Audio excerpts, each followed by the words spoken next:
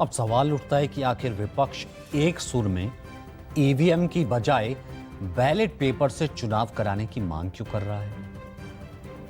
तो इसका जवाब है ईवीएम की विश्वसनीयता, क्रेडिबिलिटी, जिसके साथ टेम्परिंग का आरोप सरकार पर लगता रहा है, चाहे वो पहले की कांग्रेस सरकार रही हो या फिर अब बीजेपी की सरकार हो।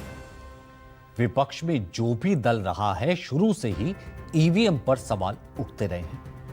आपको सबसे पहले देश के चुनावों में ईवीएम के इस्तेमाल की पूरी ABCD से लेकर उसके इतिहास और उस पर उपजे विवाद की पूरी कहानी बताते हैं।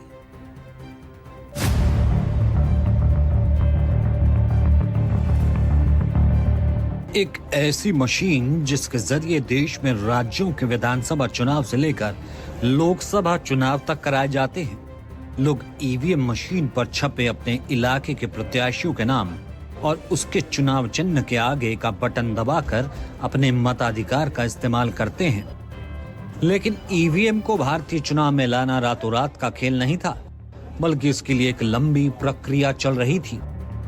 देश में ईवीएम का विचार पहली बार 1977 में आया था और अगस्त 1980 में भारतीय चुनाव आयोग ने राजनीतिक दलों के प्रतिनिधियों के सामने इसका पहला प्रोटोटाइप प्रदर्शित किया। इसकी शुरुआत पर व्यापक सहमति बनने के बाद मई 1982 में चुनाव कराने के लिए पायलट प्रोजेक्ट के तहत ईवीएम का इस्तेमाल किया गया। 19 मई 1982 को इलेक्शन कमीशन ऑफ इंडिया ने भारतीय संविधान के अनुच्छेद 324 के तहत दिशा निर्देश जारी करते हुए प्रायोगिक आधार पर केरल के पारुल विधानसभा में 50 मतदान केंद्रों पर ईवीएम का इस्तेमाल किया। इसके बाद 1982-83 में 10 उपचुनावों में ईवीएम का इस्तेमाल किया गया। हालांकि ईवीएम को लेकर कोई कानून न होने की वजह से इन चुनावों को सुप्रीम कोर्ट में चुनौती दी गई, जिस पर सुनवाई करते हुए सुप्रीम कोर्ट ने 5 मार्च 1984 को ये कहते हुए उन चुनावों को खारिज कर दिया कि बिना किसी निश्चित कानूनी प्रावधान के चुनाव में ईवीएम का इस्तेमाल नहीं किया जा सकता। इसके बाद दिसंबर 1988 में संसद ने कानून में संशोधन करते हुए representation of the people act 1951 के तहत धारा 61A को जोड़ दिया और इस तरह से निर्वाचन आयोग को ईवीएम का इस्तेमाल करने की अनुमति मिल गई, जो 15 मार्च 1989 से प्रभाव में आया। 1998 में ईवीएम से चुनाव कराए जाने को लेकर सहमति बनने के बाद मध्य प्रदेश, राजस्थान, दिल्ली की 16 विधानसभा सीटों पर होने वाले चुनाव में इसका इस्तेमाल किया गया। इसके अगले साल यानी 1999 में 46 लोकसभा क्षेत्रों में ईवीएम का इस्तेमाल किया गया।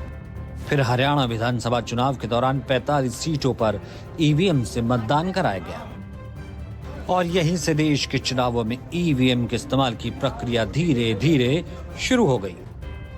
2001 में तमिलनाडु, केरल, पुडुचेरी, पश्चिम बंगाल के विधानसभा चुनाव पूरी तरह से ईवीएम से कराए गए और इसके बाद के सभी विधानसभा चुनावों में भी इसका इस्तेमाल हुआ और लोकसभा चुनाव में 2004 में पहली बार 543 सीटों पर ईवीएम का इस्तेमाल किया गया।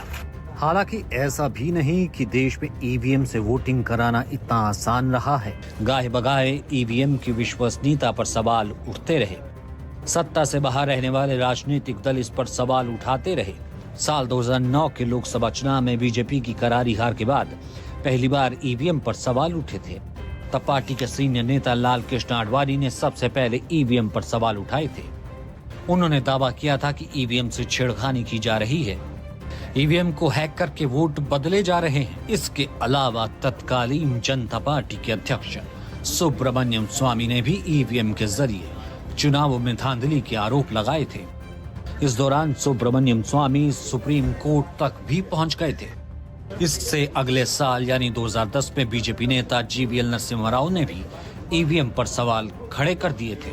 ईवीएम पर उठ रहे सवालों पर सुप्रीम कोर्ट ने वीवीपैट के उपयोग का भी निर्देश दिया था, जिसके बाद 2013 में मतदान प्रक्रिया में पारदर्शिता और सत्यापन में सुधार के लिए voter verifiable paper audit trail यानी VVPAT वीवीपैट को जोड़ा गया। तब से ईवीएम के साथ वीवीपैट जोड़कर चुनाव कराए जा रहे हैं। इसके बाद साल 2014 में सत्ता परिवर्तन के बाद अब कांग्रेस समेत तमाम विपक्षी पार्टियां ईवीएम पर सवाल उठा रही हैं। मौजूदा नेता प्रतिपक्ष राहुल गांधी ने बकायदा चुनाव आयोग से ईवीएम को लेकर 3 मांगे की हैं।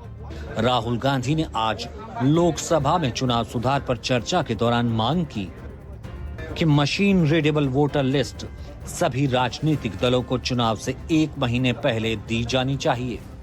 सीसीटीवी फुटेज डिस्ट्रॉय करने का नियम भी बदला जाना चाहिए। और तीसरा ये कि हमें ईवीएम देखने के लिए दी जाए। Biggest anti-national act you can do is vote chori. There is no bigger anti-national act that you can do. Channel को लाइक, शेयर और सब्सक्राइब करना ना भूलें और कमेंट करके हमें बताएं आप किस विषय में न्यूज़ देखना चाहते हैं। धन्यवाद।